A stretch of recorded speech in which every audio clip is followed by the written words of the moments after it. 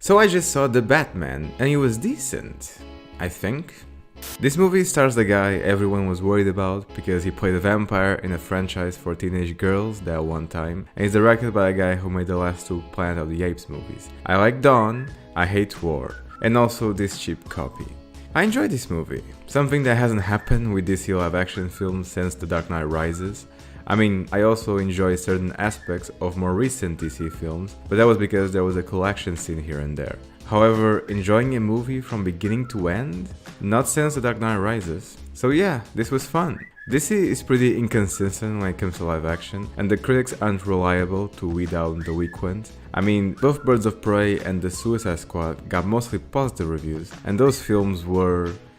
well, I consider them to be pretty bad and embarrassing, and don't even get me started on Aquaman and Shazam. The Batman. It's an okay film, but it isn't impressive like other Batman films, specifically the Dark Knight trilogy.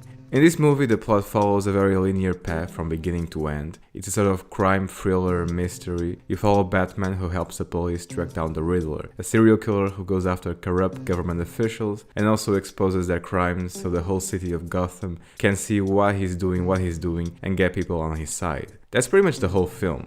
That premise isn't bad, it's the execution that's mediocre. In a superhero movie, what I want, besides anything else, are fun, engaging, and entertaining action scenes. This movie has a few of those, but not on the same level as anything from the Dark Knight trilogy, or even that warehouse scene from Batman v Superman. The movie is laser focused on the Riddler, his puzzles, and the corruption of the city. You could make a story like that interesting. True Detective Season 1 is a masterpiece of that genre, and one of my favorite things. The Dark Knight itself is a fantastic crime movie. But the way this film presents the puzzles and Batman trying to figure out what's going on isn't that clever or that interesting. Whenever there's a riddle, Batman just knows the answer right away. So whatever tension that could arise from that aspect is gone. And the big revelation on who the snitch turned out to be, the Rata Alada, it wasn't a "oh my god, it was him all along" moment. It was more of a "him?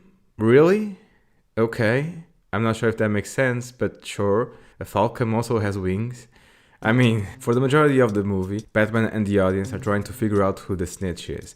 The snitch that helped the police to end the drug operation of Sal Maroni, one of the city's crime bosses. But it's revealed that the operation never actually ended, the drugs are still being sold and a bunch of the cops are in on it. And also somehow this ties in with another mobster, Falcone.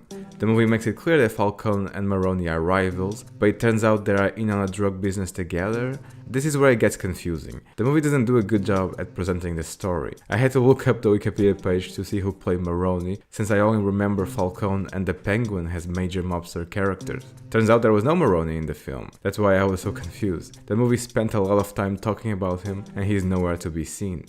I think that what they were trying to do was this. Maroni was trafficking drugs into Gotham City, Falcone wanted him gone and also a piece of the action, so he made a deal with a bunch of dirty cops, and they arrest Maroni and take over his drug empire without anyone noticing. I think that's what the movie was going for. It gets confusing because the characters still refer to the operation as being Maroni's, even though by this point in the story, the only ones running the operation should be Falcone and the cops. I assume Maroni isn't involved anymore. That's why he doesn't show up in the movie.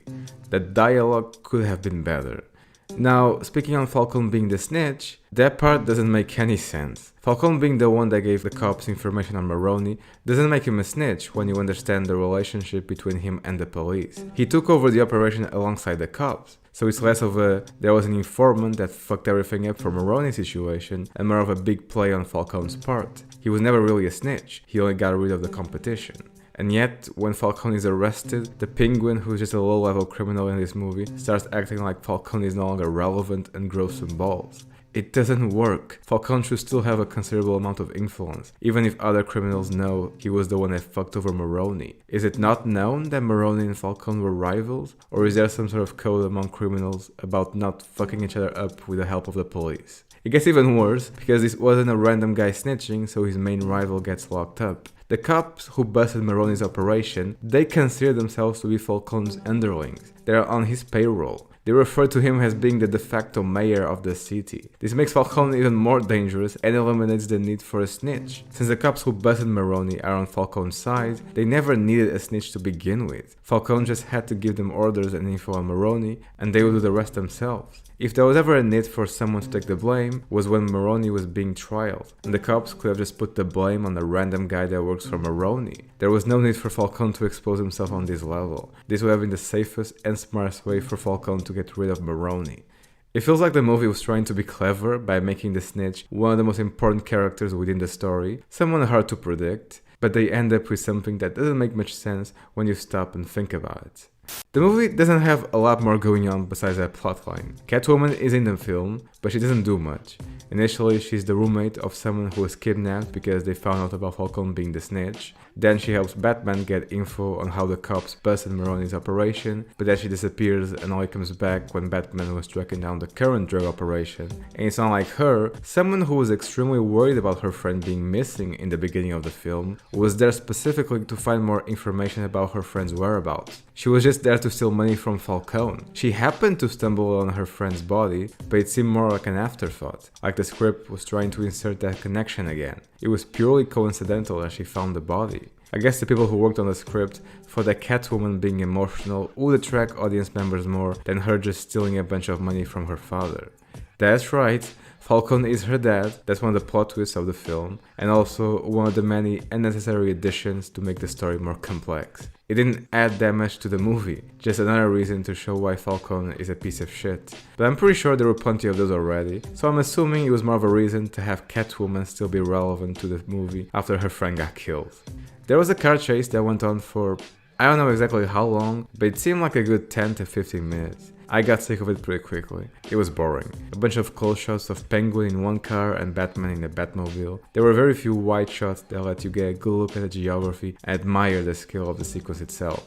Just a bunch of exploding trucks and a lot of people dying. The movie also has a few moments where the acting felt scripted. The scene where Batman and Gordon were interrogating Penguin and they were spotting lines of dialogue like they had just memorized them 10 minutes before the scene began. The scene where Bruce Wayne talks with Alfred in the hospital, and the scene where the DA had a bomb on his neck and refused to name the snitch. Batman got way too invested with that question. If I was one of the cops watching him almost assault the DA and bombard him with questions about the snitch, I would be left with the impression that maybe Batman was the one who set this whole thing up so he could get that piece of information out of the DA.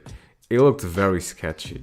And we're supposed to buy that Batman survives a bomb going off right next to his face without so much as a scratch. We're also not supposed to wonder why none of the cops removed Batman's mask while they transported him to the police station. They only start talking about removing the mask when Batman was already regaining conscience. This way he could fight back. The movie is filled with stuff like this. Plot contrivances that make sure our main characters don't die or get exposed, and lame dialogue that doesn't get properly developed. There was this conversation between Bruce and Alfred, where Alfred is trying to get Bruce to be more responsible with his life, and Bruce uses the "you're not my father" card. This was also used in Batman Begins, but to much greater effect. The dialogue was better written, and it felt natural and perfect for the scene it was in. While here, it felt like a cheap movie trope, just another box to tick off the list. If there's a thing this movie was good at, it's making me appreciate the Dark Knight trilogy a lot more. While each one of those films felt like an actual film that happened to have a superhero in it, this year's The Batman is just another superhero film to add to the collection. That's what I mean when I say it isn't impressive. The third act was so unnecessary. Just one big bombastic sequence to remind you that you're still watching a Hollywood blockbuster. The music is also to blame for this. There were plenty of small moments where the perfect score would be complete silence. Just the sound of the actors and whatever was happening within the movie's universe would be enough. Instead, there was always a new track playing so the audience understands what they're supposed to feel. It reminded me of when Disney dubbed a bunch of Studio Ghibli films and they asked the original filmmakers to make more music so they could add to the moments where the original scene didn't have any, completely missing the point of those scenes. Before the film started, I was worried about the casting. Robert Pattinson is a great actor, but I wasn't sold on him being Batman. I'm happy to say he did a good job. The only actors that felt wrong for the role assigned to them were Andy Serkis and John Turturro. Both great actors, but I don't see Serkis as the wise butler, and it was impossible to take Falcone seriously when every time Turturro was on screen, all I could think of was Sam Witwicky and the Transformers. He was great in The Night Of, but here he was miscast. I'm giving The Batman a 5 out of 10. I initially gave it a 6 after leaving the theater, but the more I think about it, the worse it gets. There are at least 3 other Batman live-action films that are so much more fun to watch and rewatch, not to mention the dozens of animated movies that exist. Anyway, See you next time.